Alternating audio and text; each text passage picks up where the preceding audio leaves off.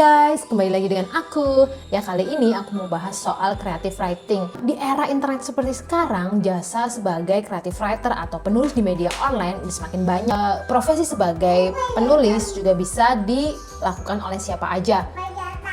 Gak memandang kamu lulusan apa, yang penting kamu bisa nulis. Mau kamu ibu rumah tangga, kamu fresh graduate, kamu sarjana teknik, kamu sarjana biologi kayak aku, atau bahkan anak SMA dan SMP. Nah, buat kamu yang pengen belajar dan mulai meniti karir sebagai seorang penulis, kamu bisa mulai belajar dari hal-hal berikut. Penasaran? Check this out. Poin pertama adalah menulislah. Mulailah menulis sekarang. Dulu aku belajar menulis ya lewat buku agenda, menulis puisi atau menceritakan kisah hari ini. Sekarang kamu bisa mulai belajar menulis dari update status, baik di Instagram, Facebook, ataupun Twitter. Kamu bisa bercerita tentang hidupmu dengan kalimat yang lebih panjang. Nggak hanya foto doang ya. Kalaupun di Instagram atau Facebook, kamu bisa mencoba untuk menceritakan gambar yang kamu upload. Contohnya seperti ini. Kamu upload foto sedang liburan. Kamu bisa menceritakan gimana proses kesananya, berapa lama waktu yang ditempuh, berapa jaraknya, dan bagaimana suasananya, dan apa yang kamu rasakan. Ini sangat simpel. Tapi kalau kamu mulai membiasakan hal ini, lama-lama kamu terbiasa untuk merangkai kata-kata dari apa yang ada dalam kepalamu. Oke? Poin kedua adalah carilah platform menulis, baca tulisannya, dan pelajari polanya. Kalau zaman dulu ingin menerbitkan tulisan kita di internet, ya kita harus bikin blog. Dan ini cukup makan waktu, kita harus belajar bikin template, pembacanya juga sangat sedikit. Dan sekarang banyak platform menulis gratis yang bisa kamu manfaatkan untuk menerbitkan karyamu. Mereka juga sudah punya banyak pengguna. Sebut saja IDN Times, Wattpad, atau Storyal, dan masih banyak lagi. Misalnya nih, kamu suka nulis puisi atau nulis cerpen atau novel-novel fiksi, ya kamu bisa coba masuk ke komunitas Wattpad atau Storyal. Kalau kamu tertarik untuk menulis artikel-artikel viral atau konten-konten listicle, kamu bisa coba lihat IDN Times. Tapi beberapa platform mempunyai peraturan bahwa tulisanmu harus direview dulu nih untuk bisa diterbitkan.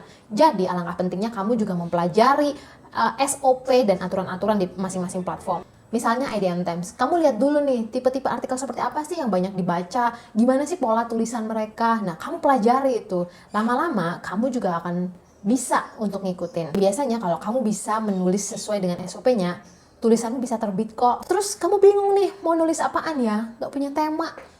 Poin ketiga adalah mulailah dari apa yang kamu banget. Mulailah dari apa yang kamu kuasai. Misalnya hobimu. Misalnya nih kamu suka film, ya udah nulis aja soal film. Atau kamu suka make up, ya udah tulis aja soal make up. Jadi kamu menguasai materi. Selain itu, ini juga memudahkan kamu untuk riset dan membuat alur tulisanmu. Terus gimana cara mengembangkan idenya? Cari permasalahan yang sering muncul di tema tersebut. Misalnya soal make up. Banyak orang nggak tahu gimana urutan yang benar cara menggunakan make up. Nah, ini bisa kamu bikin artikel. Tapi bingung kah gimana nih cara nulis kalimatnya? Kan nggak bisa merangkai kata-katanya, bingung. Untuk nulis pakai formulasi SPOK, subjek, predikat, objek, dan keterangan. Udah gitu aja. Misalnya nih, dalam artikel soal makeup tadi. Pertama, kamu pakai foundation. Lalu gunakan secara merata dengan menggunakan bla bla bla bla bla. Ini jauh lebih menyenangkan untuk dibaca daripada pakai kalimat berat tapi bahasanya nggak nyambung dan kemana-mana. Poin kelima, biar kamu terkesan lebih profesional, menulislah sesuai dengan EYD. Ini penting banget. Pastikan kamu pelajari tanda baca yang benar gimana. Kurangi pakai slang, gue, lo, dan ataupun salah dalam menulis imbuhan. Misalnya di pasar harusnya kan dipisah. Lalu nulis zaman harusnya kan zaman. Lalu awal kata harus pakai kapital. Ini sepele banget memang, tapi ini bisa menunjukkan seberapa berbobot tulisan kamu, seberapa serius kamu nulis ini. Untuk lebih lengkapnya, kamu bisa cek kbbi.w.org. Poin keenam adalah baca. Banyaklah membaca. Kalau kamu ingin jadi penulis, ya kamu harus rajin baca. Karena dengan membaca, kamu bisa memperkaya gaya bahasamu. Dan dengan membaca, kamu juga bisa mendapatkan inspirasi baru untuk menulis.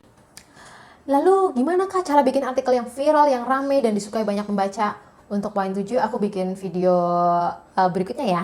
Ya, itu saja sharing hari ini. Semoga bermanfaat dan bisa membantu kamu yang ingin belajar menulis. Jika kamu masih punya masalah dan kendala dalam belajar menulis, kamu bisa sharing-sharing ini di bawah kolom komentar. Kalau bisa, aku akan bantu.